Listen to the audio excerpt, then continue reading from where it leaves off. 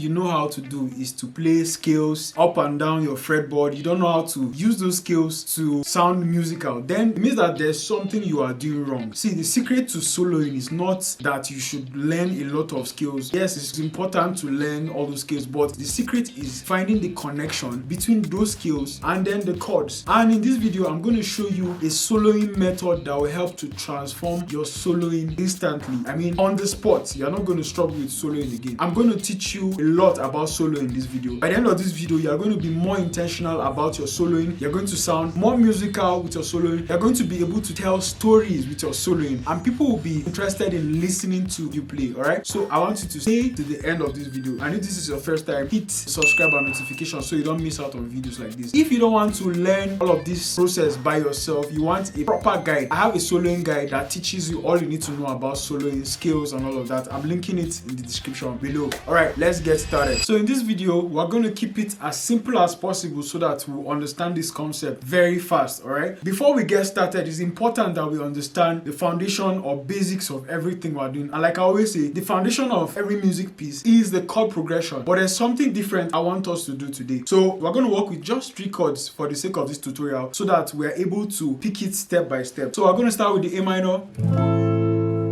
Then we're going to go to D minor. Then we're going back to A minor. Then we're going back to G. All of them are played using back chords, right? So it's important that you know how to play back chords. And I'm assuming that you're not a beginner, you're an intermediate player who can play back chords. So let's start with the first chord, the A minor chord. The back chord, right? So what you do is to, instead of playing these chords like this, we're going to break it down to individual notes. Now, our A minor is like this, right? So what I want you to do is to take out your index finger completely and break it down here like this. Can you see? So that we're left with this. Take out your index finger completely and bring it down here to hold the first 3 strings. Instead of your little finger here, replace it with your ring finger so that we have something like this.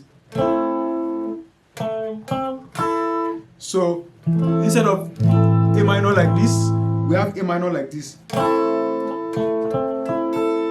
Let's take it to the next level. So if you pick it note by note, we have, right? We're done with A minor. So let's go to our D minor chord. Our D minor chord, we're going to take out the index finger and then put it here.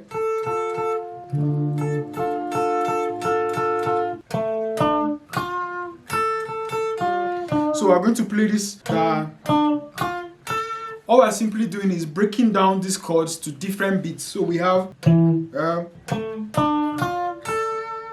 for your D minor, then this is our G major. We'll do the same. Remember, your index finger goes down here because the notes here and here are the same. So instead of playing it here, we're taking it here. Alright, so if you play it individually, we're also going to break this chord. So it looks like this. We are replacing this little finger with this ring finger. So we'll just remove it and put this here so that we'll have. So we have. So if we play this triad note by note, this is what it's going to sound like. 3 notes. Right? Then the other one, the D minor.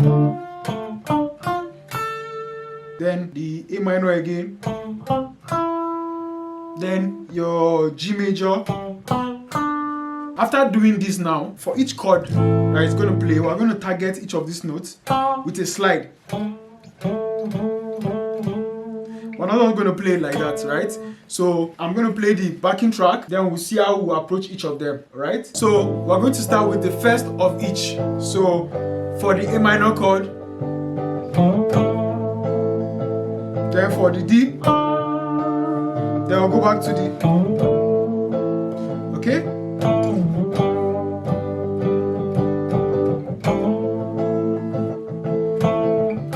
We're starting with the first for each, right?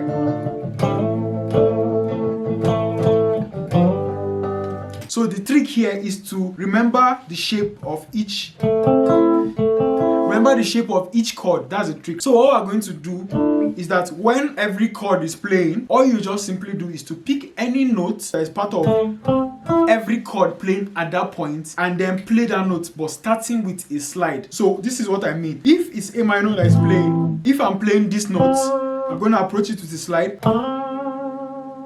When it's D minor playing, I can decide to play this note, but I'm going to play with the slide. I'm going to slide into it.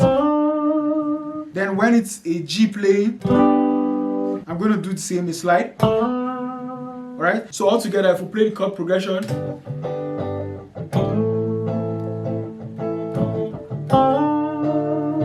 alright.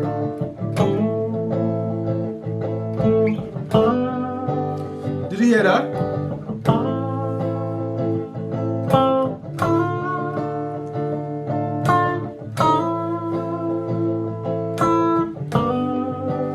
Okay, guess what? You just leveled up. So are you ready for the next level? Alright, you just target any note at any point in time. You're not restricted to playing a scale or anything. What we are simply doing is called chord tone soloing, and we're targeting each note in the chord to play. Now, if you don't know how to do this, like I said, and you want a better explanation, I've explained this thing in my soloing course. Don't stress yourself. Trying to learn on your own is like you stressing yourself. So the course is a time saver, and like I said, I'm giving it at a discount because you are my subscriber, my follower. Just use the link below to get a course that teaches you everything you need to know about soloing. Now from this point moving forward, you can start spicing up the notes. Instead of just playing, you can play like 2 of them for each chord progression. Like for each chord, when A minor is playing, you can target 2 of the notes.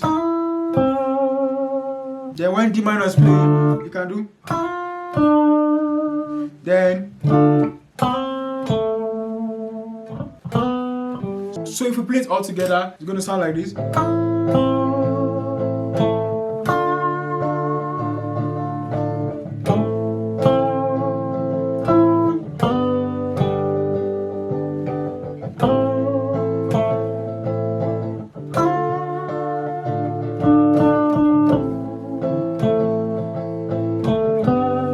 And on the tip of soloing, what makes soloing musical is the ability to play these notes with a sense of rhythm, sense of timing. Because if you play it anyhow out of time, it sounds like very robotic, and that's not what we want. So you can come up with phrases on your own, like you can hum a melody based on the chord progression. Da da da da da da da.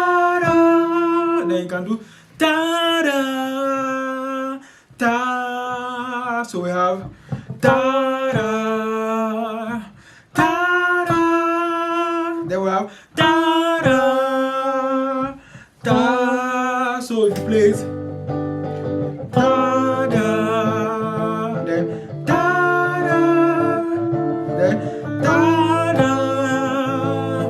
da.